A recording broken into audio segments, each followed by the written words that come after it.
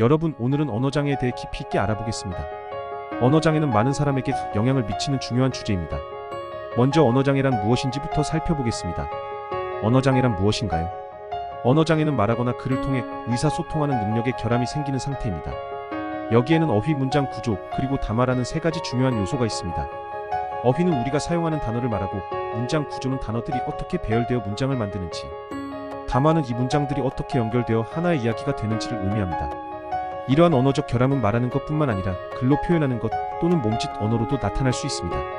언어장애가 있는 사람은 언어의 이해와 생성이라는 두 가지 측면에서 모두 어려움을 겪을 수 있는데요.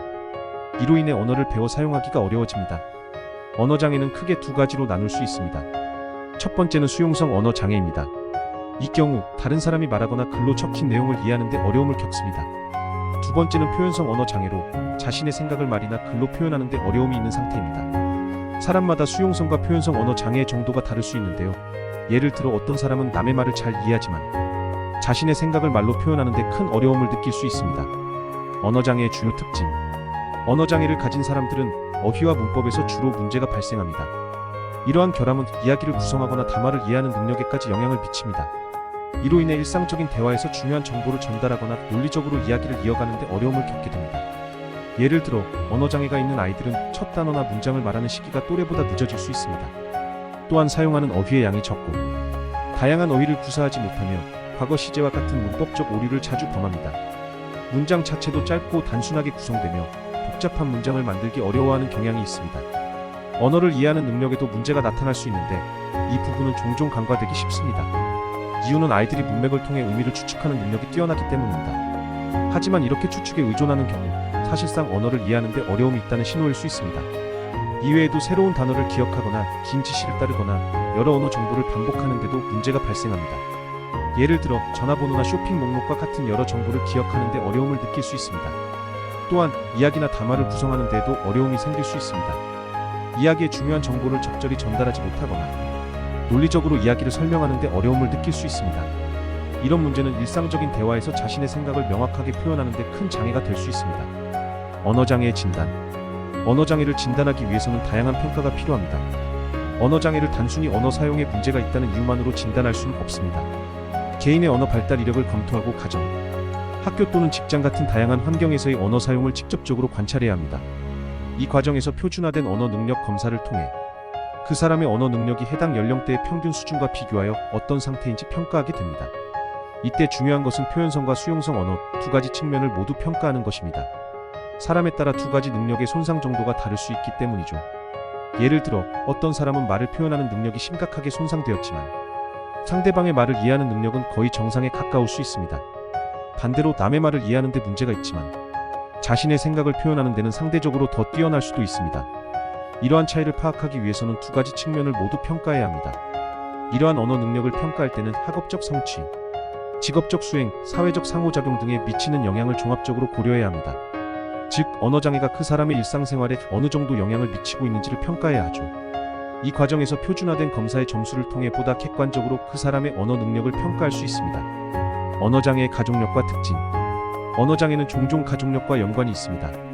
가족 중 언어장애를 경험한 사람이 있으면 그 가족의 다른 구성원들에게도 언어장애가 발생할 확률이 높습니다.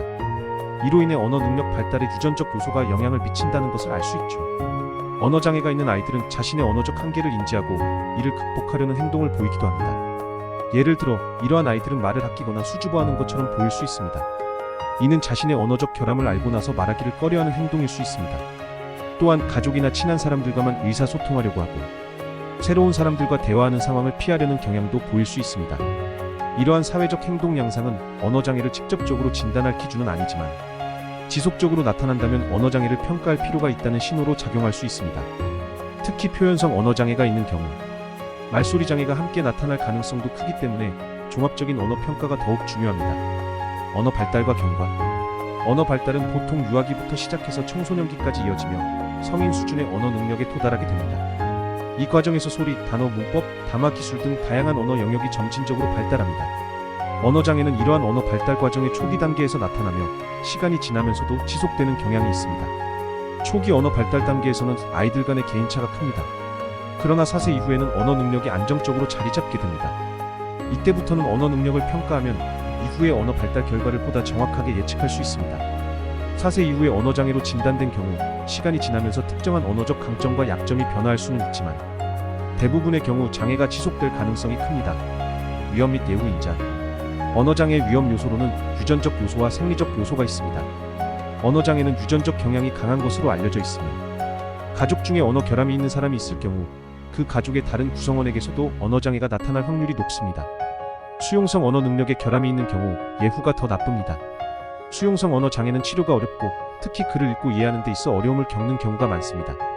반면 표현성 언어 능력에만 결함이 있는 경우는 예후가 더 나은 편입니다. 감별 진단. 언어장애는 정상적인 언어 발달 과정과 구별해야 합니다. 특히 4세 이전에는 언어 발달에 큰 개인차가 있기 때문에 이 시기에 언어 발달이 지연되었더라도 반드시 언어장애로 단정 지을 수는 없습니다. 또한 언어평가 시에는 지역적, 사회적, 문화적 차이의 사투리를 반드시 고려해야 합니다.